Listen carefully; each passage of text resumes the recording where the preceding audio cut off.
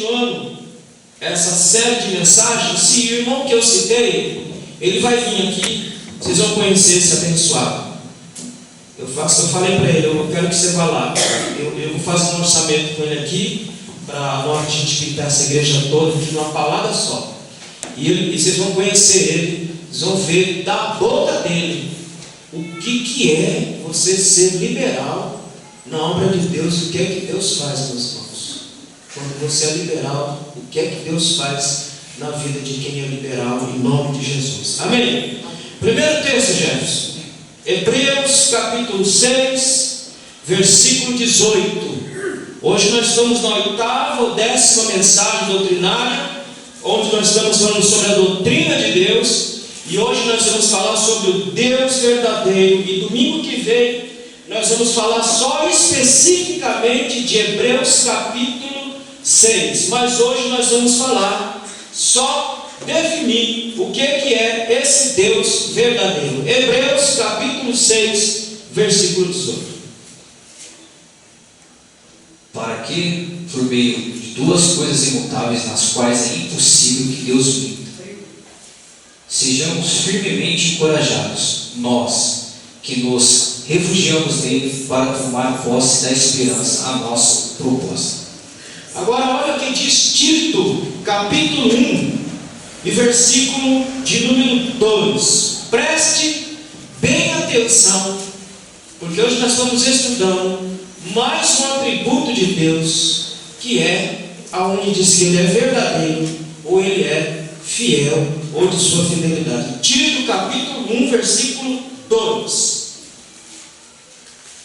Fé e conhecimento que se fundamentam na esperança da vida eterna, a qual o Deus que não mente prometeu antes dos tempos eternos. Agora, João 17 e versículo de número 3, ele vai dizer o que é a vida eterna. João capítulo 17, versículo 3. Esta é a vida eterna, que te conheçam, o único Deus verdadeiro, e a Jesus Cristo, a quem enviaste. Isto é a vida eterna, que te conheçam a ti como o único Deus, e a Jesus Cristo, a quem tu enviaste.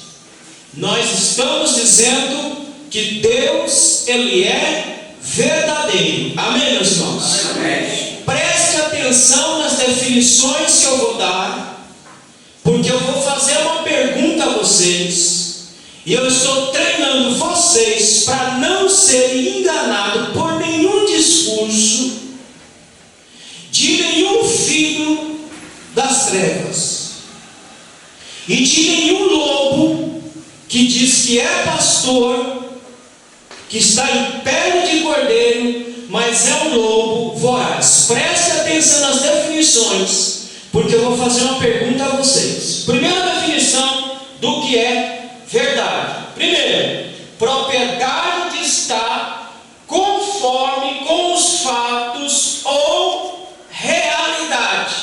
Então o que é uma verdade? É aquilo que corresponde aos fatos. Por exemplo, a verdade de uma afirmação. Se eu digo, Luiz tem um carro, isso é verdade ou é mentira? Verdade. Por quê? Porque corresponde à realidade e corresponde ao fato. Então isso é verdade. Aquilo que corresponde à realidade. Segundo, coisa ou fato ou evento real. Preste atenção, porque eu vou perguntar a vocês. Amém, meus irmãos? Estão entendendo? Amém. Então o que é fato? É aquilo que corresponde à realidade. Algo real. Algo que existe. Se eu digo Gilvan existe, é verdade. Por quê? Gilvan existe. Amém, meus irmãos? Então corresponde ao fato da minha afirmação. A minha afirmação está correspondendo à realidade. Eu estou fazendo uma afirmação: Gilvan existe. Como é que eu sei? Eu observo a realidade. Gilvan está ali. Então, logo, Gilvan, existe, é verdade. Terceiro, qualquer ideia, princípio ou julgamento aceito como autêntico ou um axioma. O que é um axioma? Um algo verdadeiro, uma lei. Então, tudo que eu estou dizendo aqui, o princípio, julgamento aceito como autêntico, é uma realidade. Exemplo, a verdade de uma religião. O cristianismo é verdadeiro? Sim ou não? Sim. Vou melhorar a pergunta. Qual dos dois cristianismos é verdadeiro, corresponde aos fatos, corresponde à realidade? O cristianismo dos homens ou o cristianismo do Cristo? Qual dos dois corresponde à realidade?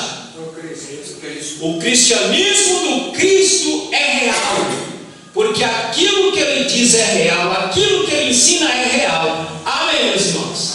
Mas o cristianismo que nós estamos vendo, sendo criado, sendo moldado, sendo mexido pelos homens, esse não é real, portanto não corresponde ao fato, portanto não é verdadeiro. Tudo bem? Tranquilo? Eu vou fazer a pergunta, hein? Já. Verdade. Aquilo que está intimamente ligado a tudo que é, primeiro, sincero. Segundo, verdadeiro. Terceiro, ausência da mentira. Então o que é verdade? Verdade é tudo aquilo que é sincero, tudo aquilo que é verdadeiro e tudo aquilo que está ausente de mentira. Isso é verdade. Se eu disser, Luiz tem 10 milhões de reais na conta, é verdade? Sim ou não? Não é verdade porque não é sincero, porque eu não tenho. Gostaria de ter, mas não tenho. Segundo, porque não é verdade, não tenho. Acabei de olhar agora aqui meu saldo para ver se tinha acontecido algum milagre. Não aconteceu milagre nenhum, continua do mesmo jeitinho. Terceiro, é uma mentira, porque Luiz não tem 10 milhões de reais. Então o que é verdade? Tudo aquilo que é sincero, tudo aquilo que é verdadeiro, tudo aquilo que está ausente de mentira, isto é uma verdade. Agora vai complicar um bocadinho mais, mas os irmãos aqui da Luz Divina estão treinando. Verdade, o que é? Cada uma das assertivas que se limita à constatação dos fenômenos heterogêneos.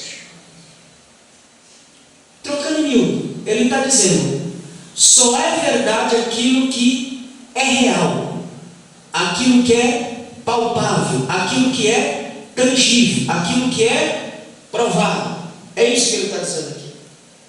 Continuando, transitório da realidade empírica, ou seja, então ele está dizendo: o que é verdade? O que é verdade? É tudo aquilo que é real, é tudo aquilo que é provável, é tudo aquilo que é transitório. Me dê uma coisa, os irmãos sabem o que é transitório? Algo que é passageiro. Me dê um exemplo de alguma coisa que é passageira, transitória. A vida. A vida. A vida é transitória, mas a vida é uma mentira? Não, a vida é uma verdade. Mas o que ele está dizendo é algo que é provado empiricamente e algo que é transitório. Isto aqui é transitório. Como diz Isaías, é como a erva que se seca e passa e deixa de existir. Então a verdade é aquilo que vale para o momento. Então, para o momento, por exemplo, se eu falar para o Jefferson, pegue esse microfone e deixe aí. Porque se você deixar aí, é uma verdade empírica provada, porque corresponde a uma realidade para aquele momento. Se eu chegar e falar: Jefferson, agora tira esse microfone daí, põe em cima do púlpito, porque aí ele já não é mais uma verdade, ele é algo transitório, porque ele deixou de ser verdade aí para ser uma verdade aqui. Então vai vendo como que é o conceito de verdade para os homens sem Deus. Amém, meus irmãos? Amém. Então presta atenção que eu vou perguntar.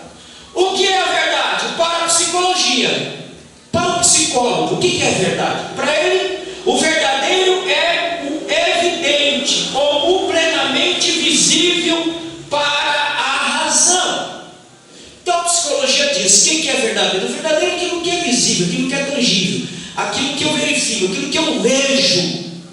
aquilo que eu provo, aquilo que eu toco, aquilo que eu vivo, isso é verdadeiro. Continuando. Assim, a verdade é uma qualidade das próprias coisas, e o verdadeiro está nas próprias coisas. Irmãos, presta atenção. Ela está dizendo, o enunciado está dizendo que o que é verdade, isso aqui é verdade, este pote é verdade, porque ele tem uma realidade nele mesmo, ele é real, ele é verdadeiro. Mas por quê? Porque eu vejo, eu toco, eu provo, eu faço tudo, e então é real, é verdadeiro. É o que está dizendo o enunciado que eu estou lendo a vocês. O verdadeiro está nas próprias coisas. Que coisas? Isso daqui. Só isso aqui é verdade. Só isso aqui que eu vejo, só isso aqui que eu provo, só isso aqui é verdade. O que sai fora dessa realidade, eu estou dando a deixa para vocês responderem certo para mim. O que sai fora dessa observação não é real. Portanto, se não é real, não é verdadeiro. Amém, meus irmãos? Amém. Conhecer é ver e dizer a verdade. A primeira parte, conhecer é ver. Estou dando as pistas para vocês responderem certo. Conhecer é ver e dizer a verdade que está na própria realidade. Portanto, a verdade depende de que realidade se manifeste. Isso aqui é verdadeiro porque se manifestou nesse tubo de álcool em gel. Então, isso é uma verdade porque isso está manifesto. Amém, queridos? Calma que vai ficar bom. Vai ficar bom. Segundo um cidadão chamado Edmund Russell, ele diz o seguinte: acreditava que os fenômenos, o que é um fenômeno? Isso aqui é um fenômeno. Esta garrafa é um fenômeno porque eu vejo, eu toco e eu provo. Isso é um fenômeno. Então ele diz: acredita-se que os fenômenos deveriam ser estudados em função das percepções de cada pessoa.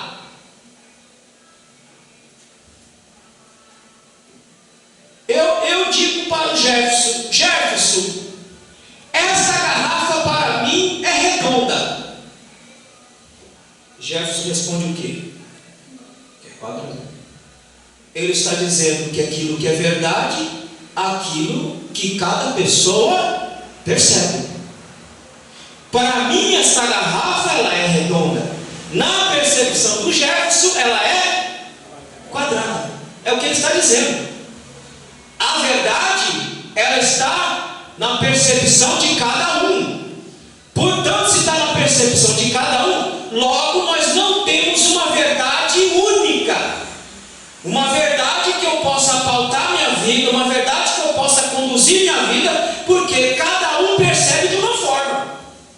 Até aqui, se eu perguntar para cada um aqui dos irmãos aqui: ô irmão, como é que é para você? Como é que é para você sentir a presença de Deus? Cada um me dizer uma coisa, porque faz parte da percepção de cada um. É o que ele está dizendo. Então, verdade não é uma coisa absoluta, é uma coisa que está na percepção de cada um. Cada um percebe a verdade do seu jeito. Cada um vê uma realidade do seu jeito. Eu digo que essa garrafa é redonda, mas o Jefferson disse que ela é quadrada. Eu posso perguntar para uma terceira e dizer: aí nenhuma garrafa tem. Então percebe que em verdade está dentro do indivíduo. Não tem uma verdade que está para além ou fora do indivíduo. Amém, meus irmãos? Estão me entendendo? Amém. Nós vamos chegar lá. E aí ele continua: as que estão presentes na mente consciente. Contudo, todo método científico está baseado em uma verdade provisória. Porque para o homem não existe, para o homem sem Deus, não existe verdade absoluta. Portanto, como nós somos da doutrina de Deus, e uma das suas perfeições é que Ele é verdadeiro, para eles isso é uma mentira. Porque não existe verdade absoluta, só existe uma verdade provisória. É verdade agora, mas amanhã pode nem ser verdade mais. Agora vai a pergunta para vocês. Diante de toda essa definição humana que nós demos de verdade, eu não defini a verdade em relação a Deus, Diante de toda essa definição humana, que é verdade, a pergunta é: diante de tudo isso, Deus é verdadeiro? Sim ou não? Sim. Não. Vou perguntar de novo. Não, diante das definições apresentadas aqui, nós estamos falando de Deus que é um Deus verdadeiro. Diante dessas definições aqui, Deus se enquadra como um Deus verdadeiro? Não. Sim ou não? Não. Porque todas as definições que aqui foram dadas, todas elas dependem do raciocínio do homem. Todas elas são dadas como verdade por aquilo que o homem pode provar. E quem é que pode provar a existência de Deus? Quem é que pode provar, meus irmãos? Entenda o que eu vou dizer agora. Leia aí para mim aí, Jefferson. Êxodo, capítulo 3. Abra sua Bíblia. Êxodo, capítulo 3. Irmão, presta atenção. Nós estamos falando de um Deus verdadeiro, de um Deus fiel, de um Deus que cumpre com sua palavra, porque Ele é verdadeiro. Êxodo 3. Capítulo de número, aonde acho que é o 14. Leia o versículo 14. Moisés ele pergunta assim: Senhor, eu vou chegar lá no Egito, vou dizer lá para os hebreus, eu vou em nome de quem? Quem é que está te mandando aqui nos tirar daqui? Quem é tu? E você está vindo em nome de quem? Qual foi a resposta que ele deu? Leia aí o 13 e 14, presta atenção. Moisés perguntou: quando eu chegar diante dos israelitas e lhe disser, o Deus dos seus antepassados me enviou a vocês, e eles me perguntarem, qual é o nome dele? Que lhes direi? Disse Deus a Moisés: eu sou o que sou. É isto que você dirá aos israelitas: eu sou, me enviou a vocês. Eu sou o que sou, me enviou a vós. O que Moisés queria ali era uma prova. Me dê uma prova de que o Senhor é o que o Senhor está dizendo. Me dê uma prova de sua existência. Ele diz: eu sou o que sou, me enviou a vós, porque Deus, Ele não, vou dizer com todas as letras garrafais, escute.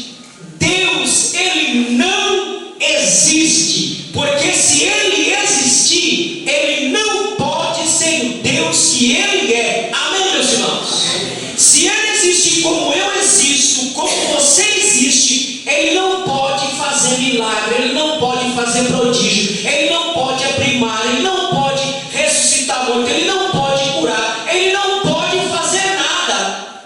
Como Ele não existe, como eu existo, como você existe, então Ele diz: Moisés, você só vai dizer o seguinte: o eu sou me enviou a vós. Aquele que criou e que por ninguém foi criado é este que está enviando você para livrar o povo da mão do Egito. Amém, meus irmãos?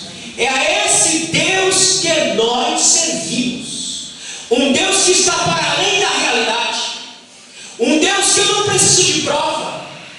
Eu não preciso que ninguém me prove que Ele exista, porque a minha fé e as evidências que nós temos à nossa volta indica que Ele é o que Ele diz o que Ele é, um Deus todo-poderoso que pode abençoar a minha vida e abençoar a sua vida em nome de Jesus. Amém?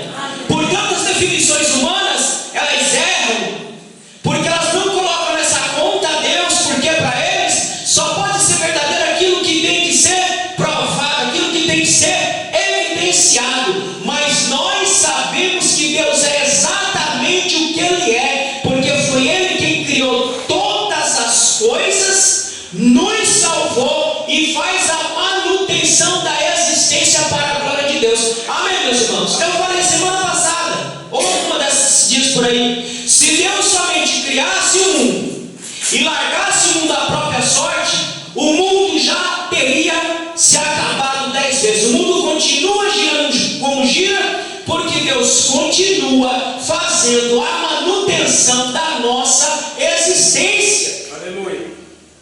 A felicidade que eu tenho hoje, irmão, e eu posso dizer a você hoje com todas as letras, a dor que eu carrego é grande, mas a alegria que eu estou na minha alma hoje, a felicidade que eu estou na minha alma hoje, só um Deus fora desta existência é que pode me dar esta alegria que transborda na minha alma esta noite, em nome de Jesus.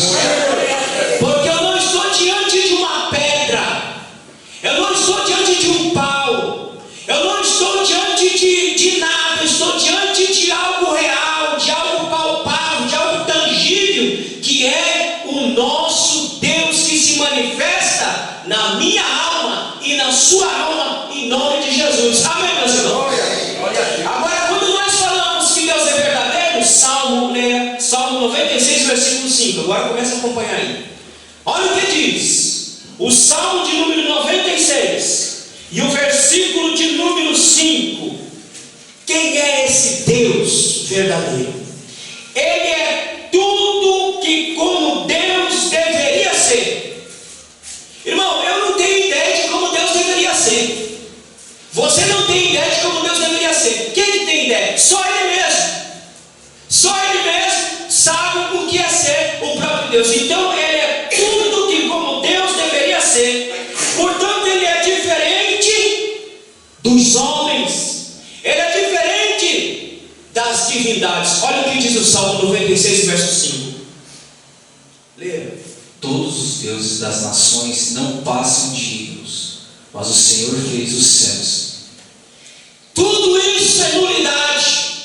Ele é um Deus verdadeiro porque Ele é diferente de mim. Ele é um Deus verdadeiro porque Ele é diferente das divindades, porque Ele está acima de tudo e de todos. E chegará uma hora, que diz a palavra, que todo joelho se dobrará diante dEle. Mas nós que estamos em Deus, em Cristo, nós vamos dobrar os nossos joelhos quando nós entrarmos na glória. Porque quando Ele descer nesta terra, nós estaremos junto com Cristo, ao lado do Cristo, e nós veremos grandes e pequenos se prostrando diante do Rei da glória, daquele que fez todas as coisas. Ele é verdadeiro porque Ele é diferente de mim. Ele é diferente das divindades. Segundo texto, pode ler, Números 23, 19. Olha o que diz em Números 23, 19. Por que Deus é verdadeiro? Porque Deus se revela exatamente como Ele é. Irmão, por que Deus é verdadeiro? Exatamente porque Ele se revela exatamente como Ele é. Esse Deus onisciente, esse Deus onipotente, esse Deus onipresente, esse Deus que faz todas as coisas acontecerem pela sua bendita verdade e pela sua bendita misericórdia. Leia, Números 23, 19. Deus não é homem para que minta, nem filho do homem para que se arrependa. Acaso Ele fala e deixa de agir? Acaso promete e deixa de cumprir? Agora já vai para o outro, Romanos 3, 4. Deus não é homem para que minta. Acaso Ele fala e não cumpre? Acaso Ele diga alguma coisa e não faz? Acaso Ele promete alguma coisa e não cumpre? Nós prometemos e nós não cumprimos. Nós falamos e nós não honramos. Mas Deus, quando Ele promete, Ele cumpre com a sua palavra, porque Ele é verdadeiro. Leia, Romanos 3, 4. De maneira nenhuma, seja Deus verdadeiro e todo homem mentiroso, como está escrito, para que sejas justificado nas tuas palavras e prevaleças quando fores julgado. Já vai para outro texto. Querido, seja todo homem mentiroso e Deus verdadeiro, porque tudo aquilo que Ele prometeu, Ele cumpre, porque Ele é verdadeiro e fiel. Amém, meus irmãos? Deixa eu fazer uma pergunta retórica. Não precisa responder. Todo bendito fim de ano, próximo é Hebreus 6:18, tá? Isso. Todo fim de ano, nós fazemos a oração e alguns de nós falamos: Senhor, esse ano eu fui meio relaxado, meio displicente, eu fiz quase nada, mas esse ano de 2023 que vai entrar, Senhor, esse ano vai ser o ano que eu vou arrebentar de tanto servir ao Senhor. Esse ano vai ser diferente, Senhor. E alguns dos senhores, faça o exame de consciência e veja se tu é ou não é um mentiroso. Porque tu prometeu, tu falou. Irmão, a Bíblia diz que a gente tem que ter o cuidado de abrir a boca diante do Senhor. Aquilo que você falar é aquilo que você deve fazer. Se você não quer fazer, não fale e não pense. Porque Deus, ele não é aquele que conhece a palavra. Diz o Salmo 139 que ele é aquele que conhece a palavra que nem saiu, que eu nem proferi, ele já sabe. Então não fale e não pense aquilo que você não vai fazer. Só pense e fale aquilo que você vai fazer. É por isso que Paulo diz: seja todo homem mentiroso e Deus verdadeiro, porque tudo aquilo que Deus fala, Ele cumpre com tudo aquilo que Ele diz. Leia o próximo texto. Hebreus 6:18.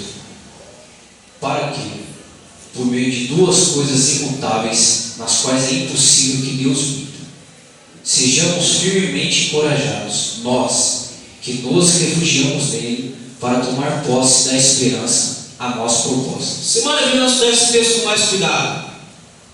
Mas ele diz que ele fala de duas coisas que Deus é imutável, ele não muda. Quais são? Primeiro, ele não mente. Segundo, os seus propósitos serão cumpridos na minha vida e na sua vida para a glória de Deus. Amém, meus irmãos? Amém. Com uma condição: desde que eu dê ouvido, guarde e pratique a palavra. Eu costumo dizer para o obreiro que tem obreiro que nasce morto na chamada. Tem obreiro que nasce morto na chamada. Não só obreiro, tem gente que Deus chama alguma coisa e já nasce morto na chamada. Porque quando Deus chama alguém, Ele espera que esse alguém se qualifique. Por exemplo, vou dar o meu próprio exemplo. Eu sempre pedi ao Senhor que eu queria que Deus abrisse minha mente, minha compreensão, para eu poder entender a palavra, para eu compreender a palavra, para eu entender. Porque o que me angustiava de ler a Bíblia é que eu não entendia. Eu lia e não entendia nada. E quando eu li o Antigo Testamento, então eu ficava mais confuso ainda. Poxa vida, Deus vai lá, manda matar pequeno, de peito, vaca, boi, velho, jovem, manda matar tudo, aquelas coisas nem entravam na minha cabeça. E um dia Deus, quando me vocacionou e me chamou e falou: é isso que tu vai fazer? E eu me lembro como hoje, foi numa vigília que Deus me chamou para o ministério cristão. Só que Ele me chamou numa vigília e eu achei que ia cair como um presente do céu. Eu achei nada. Deus já falou que vai me usar na palavra, então está tudo certo, vida que segue. Bora continuar na zoada, bora continuar na bagunça, bora continuar pulando, gritando, berrando que nem doido, porque Deus vai dar, vai cair do céu. Irmão, e não caiu do céu. E eu falei ontem para um amigo meu. E eu falo isso, irmão, com toda a humildade diante de Deus e diante dos irmãos. Eu falo isso com toda humildade diante de Deus e diante dos irmãos. A luz divina não depende de seu ninguém para ensinar os senhores. Amém, meus irmãos? Ela não depende. Ela só depende do Senhor, que está sobre nós, sobre nossas vidas. e do meu esforço e do meu trabalho para eu poder subir nessa tribuna e pregar a palavra da verdade para vocês em nome de Jesus. Amém? Eu não preciso ficar com o pires na mão pedindo para um e para outro. Mas para isso eu tive que ir para seminário. Eu tive que ir estudar. Eu tive que comprar livro e continuo comprando, continuo estudando, continuo me capacitando para eu entender, compreender a palavra, para mostrar a verdade da palavra a vocês, para que vocês não sejam enganados por esses lobos que estão por aí, em pele de cordeiro, com discurso bonito. Pode ser, irmão, que meu discurso não é bonito. A minha fala não é bonita, até porque eu não estou aqui para ficar com enrolação. Para ficar aqui falando para vocês que está escrito lá no trecho, lá, irmão, isso é para vocês, não interessa. A minha fala tem que ser direta e objetiva para que vocês possam entender a palavra de Deus. Amém, meus irmãos? Amém. É isso que eu quero, vocês entendam a palavra. Não pode ser que o discurso não seja bonito, a fala seja áspera, mas eu quero que vocês entendam a palavra de Deus para não ser enganado por nenhum filho de Baal. Amém, meus irmãos? Mas não cai do céu. É um trabalho, é um esforço, é uma dedicação, é uma busca constante para que isso aconteça.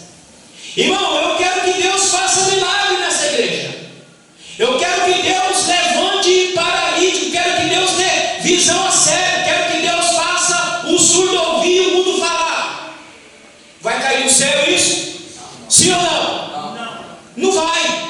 Se nós aqui da Luz Divina, não botarmos a boca no pó, não orarmos, não jejuarmos, não santificarmos a nossa vida, não colocarmos a nossa vida diante de Deus, não vai acontecer. Deus pode fazer? Pode fazer, mas Ele tem que ter um canal para fazer. Qual é o canal? Somos nós. É eu, é você. Um louvor pode curar, meus irmãos.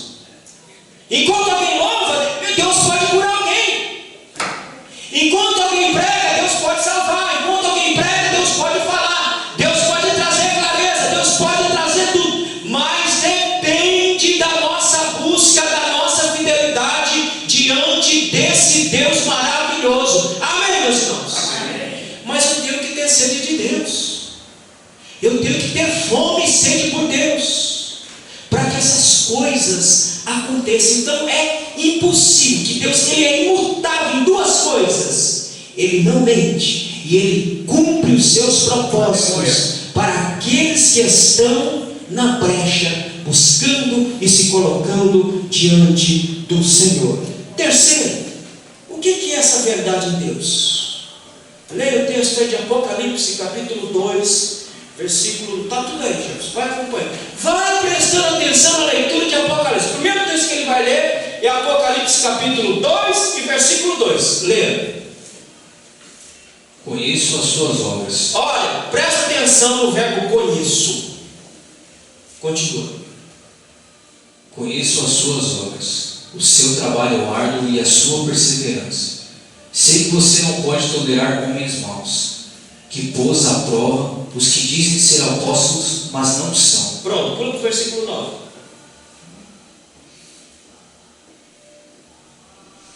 Conheço as suas aflições. Olha, aparece de novo a palavra conheço. Lê só o fim desse versículo. Pode ler. Mas você é rico. Conheço a blasfêmia dos que se dizem judeus. Olha lá de novo. Conheço. Sendo antes sinagoga de Satanás. Capítulo 3, versículo 1. Depois o 8 e depois o 15. Ao anjo da igreja em Sardes escreva: estas são as palavras daquele que tem os 7 Espíritos de Deus e as 7 estrelas. Conheço as suas obras. De novo.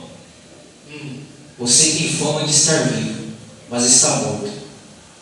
Verso 8.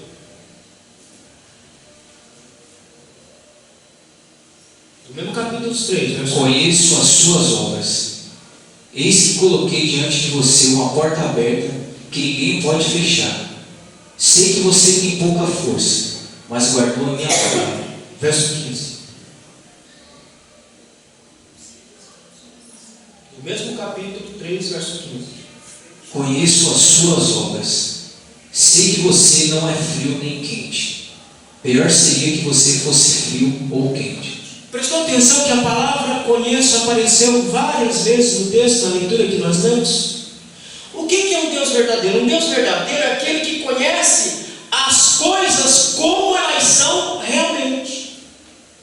Quando Jesus se revela a João, ele está dizendo que ele conhece as coisas como elas realmente são.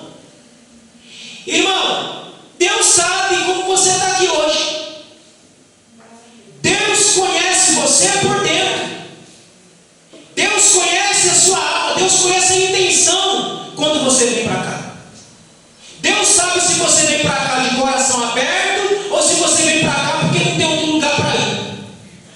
Deus sabe se você vem para cá para adorar Ele de verdade ou para ficar olhando para a minha cara. Ele conhece.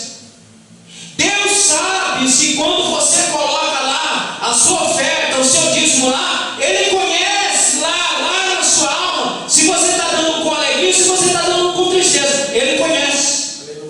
Não é um conhecimento exterior que João está dizendo. João está dizendo, Ele conhece cada um de nós dentro da nossa alma. Ele conhece-nos pela nossa essência, o que tem dentro de nós e não fora de nós. É por isso que ele repete várias vezes esta palavra, eu conheço. Porque ele está dizendo, eu conheço é dentro, João. Vocês, comedor, já pode ir para o próximo texto aí, Jefferson, que já está na sequência aí, acho que é em Samuel. Vocês, comedor de feijão, só conhecem o que vê. Vocês só sabem olhar o que vocês estão vendo na cara de vocês.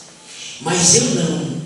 Eu conheço é lá dentro da alma. Eu sei quem gosta de quem e quem não gosta aqui. Eu sei quem é verdadeiro e quem é falso.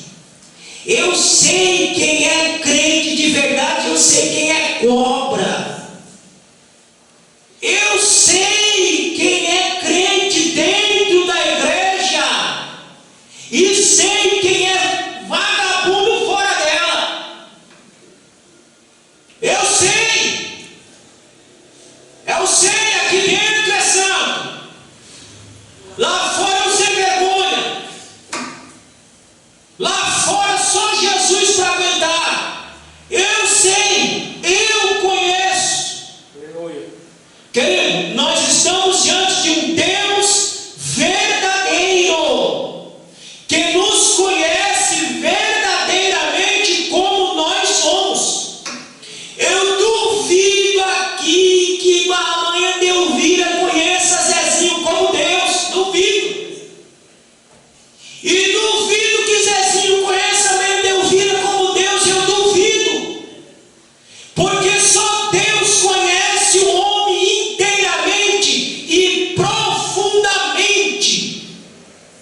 As coisas mais escabrosas que nós pensamos, que nós desejamos e que nós queremos jogar no poço mais fundo da nossa alma, lá está Deus vendo e olhando tudo e dizendo, eu conheço você. Eu sei que o que você está falando não é o que você gostaria de falar. Eu sei o que você está, a vontade que você tem de fazer não é essa que você, eu sei, eu conheço. Então, diante de Deus, eu falei para esse irmão hoje, falei, irmão, Deus me conhece. Aleluia. E Ele sabe que Ele pode derramar águas abundantes aí, porque Ele sabe que essa água vai transbordar e vai regar a terra por onde passar. Ele conhece, irmão. É esse Deus verdadeiro que nós servimos. Nós não temos como nos esconder diante de um Deus tremendo como esse. Leia. Livro de 1 Samuel 16. Verso 7. O Senhor, contudo, disse a Samuel: não considere sua aparência nem sua altura, pois eu o rejeitei. Glória a Deus. O Senhor não vê como o homem vê a aparência, mas o Senhor vê o coração. Você vê como é que é, irmão? Tá lá Samuel, só passa só os bonitão, os altos, aqueles com porte de rei, né, com postura.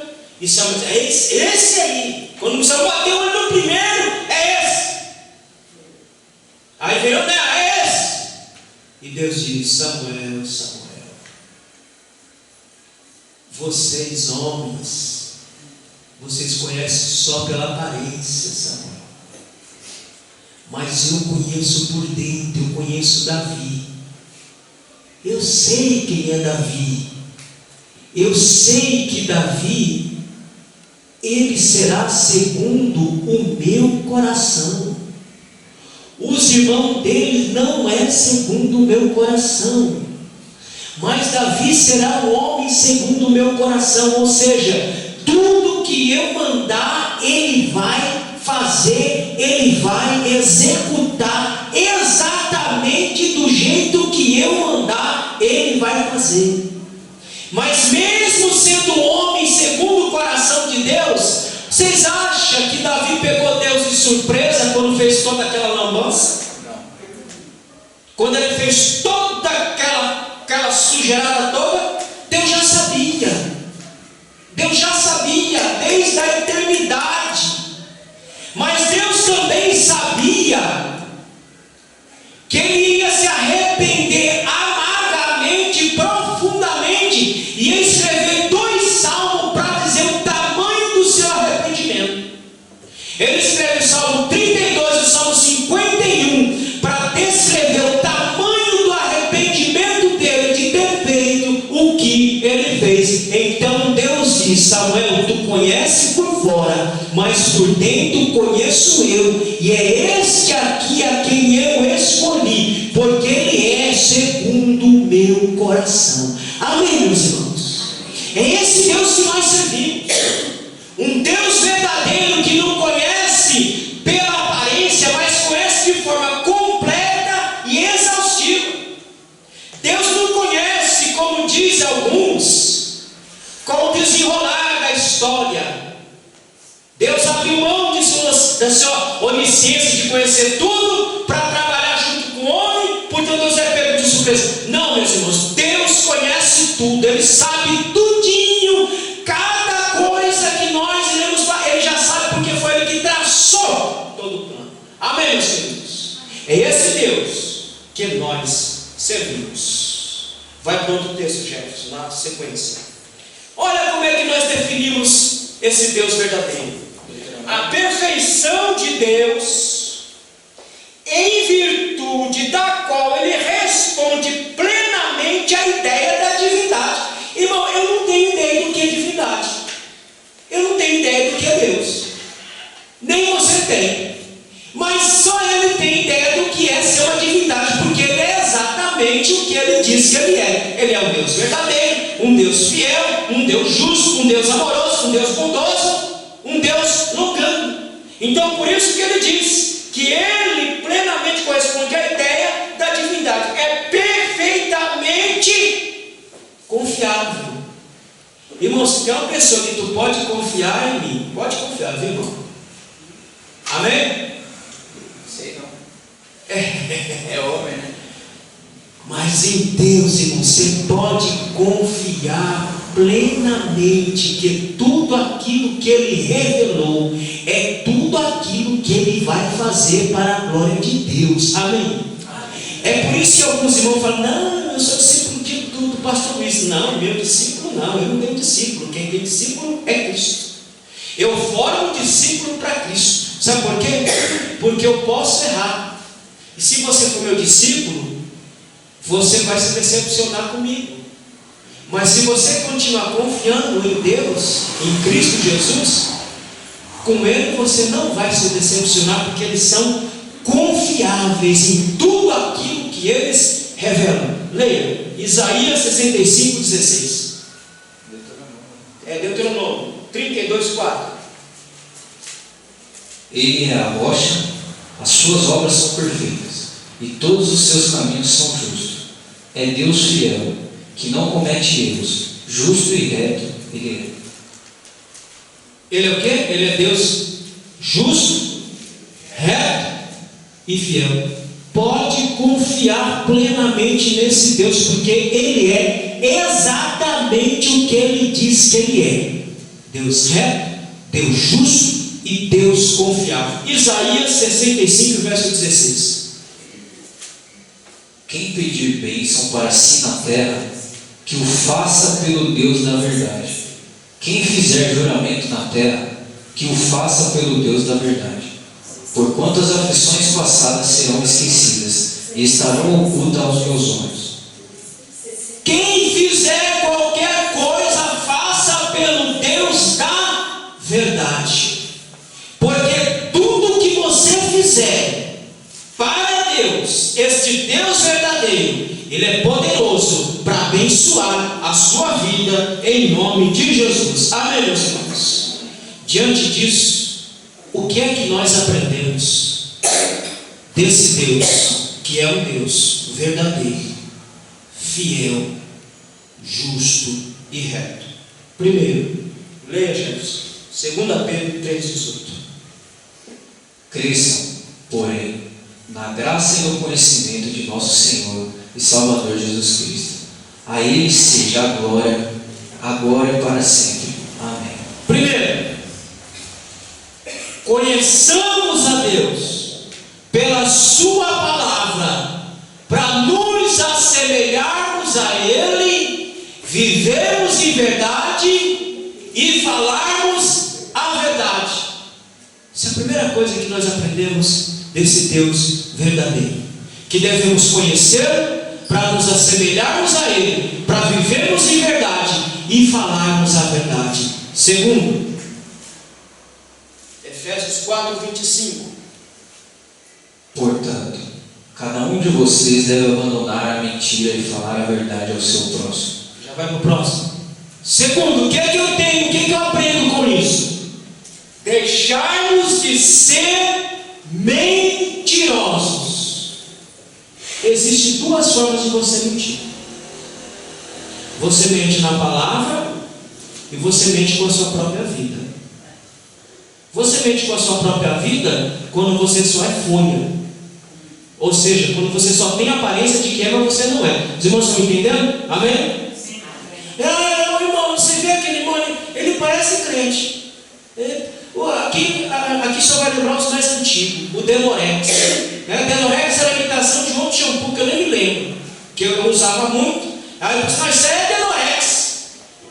Não é original, ele só aparece, mas não é original. Vamos deixar de ser mentirosos na palavra e na prática. Não vamos demonstrar uma coisa que nós não somos. Vamos ser exatamente aquilo que nós somos, ou seja, filhos de Deus. Se não temos essa semelhança, vamos procurar ter para sermos verdadeiros. Então, a segunda coisa que nós aprendemos é que nós temos que deixar de ser mentirosos na palavra e na prática. Não minta, porque você serve um Deus verdadeiro. Provérbios 12:22. O Senhor odeia os lábios mentirosos. Ué, como é que diz aí? O Senhor odeia os lábios mentirosos. O Senhor odeia os... Não seja mentiroso, porque Deus odeia o mentiroso da palavra e da aparência. Seja verdadeiro, porque Deus odeia. E o crente, ele mente numa facilidade tão miserável que ele não tem consciência do Deus que serve, porque se tivesse não faria. Você pega crente na mentira, irmão, eu já peguei crente na mentira, olha, várias vezes, mas agora é bom que você leia de novo aí, Jefferson. Provérbios 12:22. O Senhor odeia os lábios mentirosos. O Senhor odeia os lábios mentirosos. Continua. Mas se deleita com os que falam a verdade. Mas se alegra com aquele que fala a verdade.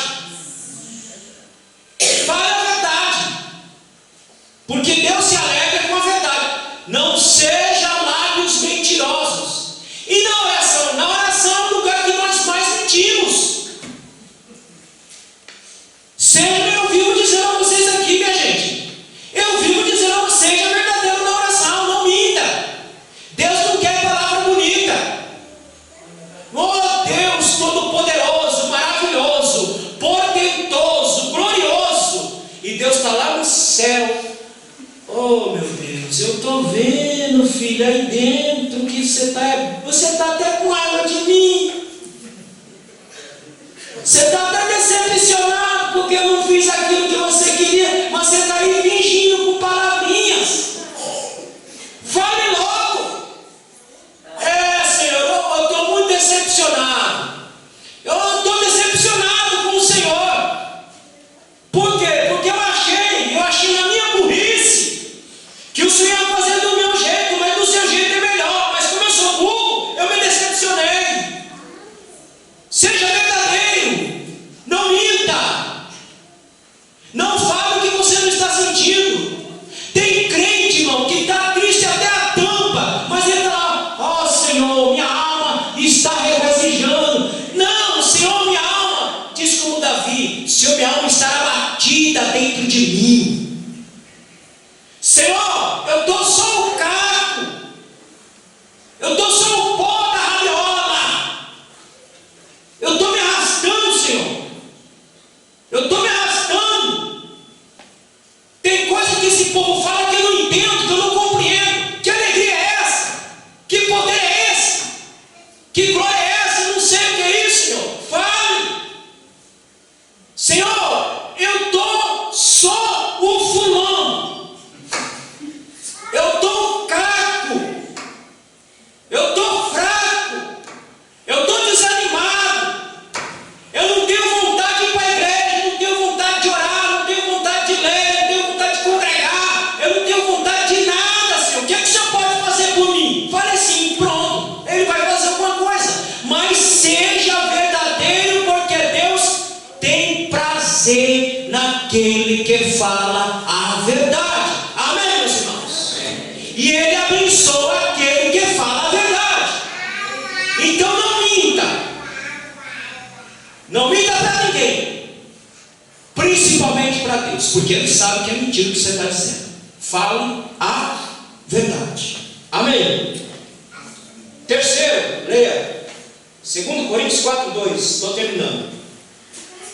Antes, renunciamos aos procedimentos secretos e vergonhosos. Não usamos de engano nem torcemos a palavra de Deus. Ao contrário, mediante a clara exposição da verdade, recomendando-nos a consciência de todos diante de Deus. Fale a verdade, viva a verdade, deixe de engano. Deixe de engano. Não tente enganar. Não tente enganar ao seu irmão. Não tente enganar o seu pastor. Não tente enganar o seu Deus. Deixe o engano, porque você está disposto ou exposto diante da verdade e diante de um Deus que é verdadeiro. Irmão, eu fico olhando esses cantorzinhos de meia pataca. É uma vergonha. Você não sabe se eles estão cantando para Deus ou para o mundo. Irmão, é uma coisa, chega a ser nojento. Chega a ser nojento. É uma superprodução. E eu fico olhando e falei: Senhor, me perdoa, Senhor, me perdoa, me perdoa. Mas será que o que esse cara canta, o que essa pessoa canta, corresponde à realidade? Lindo, lindo, lindo reis da minha. Quem não até isso o diabo faz. Até isso o diabo faz. O diabo vai lá, lindo, lindo, lindo. Até o diabo faz. Mas será que corresponde à realidade? Eu não mexo, porque eu não sou fofoqueiro, nem fico contando de fofoca de ninguém. Mas a coisa, quando é podre, quando fede, não dá para esconder. Ela vem à tona. E desse mundo podre, gospel, tem tanta coisa podre daí de dentro. E eles vão cantando, vão falando, e a podridão vai vindo, vai vendo, e você vai vendo. Realmente não é isso aí que ele canta. Ele só canta para ganhar dinheiro, mas a realidade é outra. Não use de engano diante do seu Criador. Amém, meus irmãos? Amém. Seja verdadeiro. Você não quer fazer, não faça. Mas não venha fazer de má vontade, para enganar ninguém, para enrolar ninguém. Irmão, olha, se tem uma coisa que vocês não enganam, é duas pessoas. É duas pessoas que vocês não conseguem enganar. É o Deus que está lá no céu e o comedor de arroz e feijão que Ele colocou aqui para conduzir as suas ovelhas. Porque o Deus que está lá no céu não deixa esse comedor de feijão aqui ficar enganado com ninguém. Amém, meus irmãos? Amém. Seja verdadeiro. Não use de engano com ninguém. Próximo texto. Provérbios capítulo 4, versículo 24. Encerramos aqui. Afaste da sua boca as palavras perversas. Fique longe dos seus lábios a maldade. Afaste da sua boca a perversidade e a maldade. Que não saia da sua boca a perversidade. Que não saia da sua boca a maldade. Já falei e vou falar de novo. O nome precede a fama. Amém? O nome precede a fama. Você pode estar no lugar, você pode estar longe do lugar, teu nome aparece, alguém testifica, é crente. Alguém fala, isso aí, mas isso aí é... Se o pastor soubesse da metade do que eu sei. Não, Senhor. Tua fama precede você pela sua boca, pela sua palavra, pela sua postura, pelo seu jeito. Nós servimos um Deus verdadeiro e requer que cada um de nós sejamos verdadeiro como Ele é verdadeiro. Amém, meus irmãos? Amém. Não importa qual seja a sua condição, não importa qual seja a sua situação, diga a Ele. Fique de pé, nós vamos orar.